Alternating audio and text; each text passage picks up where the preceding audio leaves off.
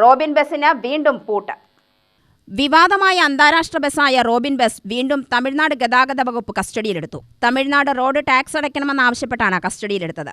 പത്തനംതിട്ടയിൽ നിന്നും കോയമ്പത്തൂരിലെത്തിയപ്പോഴാണ് കസ്റ്റഡിയിലെടുത്തത്. എന്നാൽ ഓൾ ഇന്ത്യ പെർമിറ്റ് ഉണ്ടെന്ന് ബസ്സുടമ ഗിരീഷ് പറയുന്നു.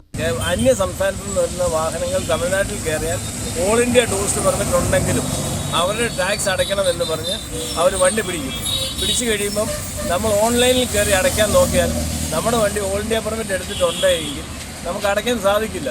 കാരണം അടയ്ക്കാൻ സാധിക്കാത്ത എന്താണെന്ന് ചോദിച്ചാൽ ഓൾ ഇന്ത്യ പെർമിറ്റ് എടുത്ത വണ്ടികൾക്ക് വേറെ ടാക്സോ ഫീസോ വാങ്ങാൻ പാടില്ല എന്ന് കൃത്യമായിട്ട് സെൻട്രൽ ഗവൺമെൻറ്റിൻ്റെ റൂളുമുണ്ട്. സെൻട്രൽ ഗവൺമെൻറ് ബാക്കി എല്ലാ സൈറ്റുകളും അടച്ചും കളഞ്ഞിട്ടുള്ളതാണ്. അത് മറികടക്കാൻ വേണ്ടി ഇവർ വേറെ കുറുക്ക് വഴികളുണ്ടാക്കി പൈസ മനുഷ്യൻ്റെ നിന്ന് പിടിച്ചു പറിക്കുക, ബസ് വാഹന ഉടമകളുടെ നിന്ന് പിടിച്ചു പറിക്കുക, അത്ര മാത്രമേ അവർ. കോടതിയെ സമീപിക്കുമെന്നും ഗിരീഷ് വ്യക്തമാക്കി. കോൺട്രാക്ട് കാരിയേജ് ബസ്സിന് ആളെ കയറ്റാൻ അധികാരമില്ലെന്ന് പറഞ്ഞ് നേരത്തെ കേരള ഗതാഗത വകുപ്പും ബസ്സുടമയ്ക്ക് പിഴ ചുമത്തിയിരുന്നു.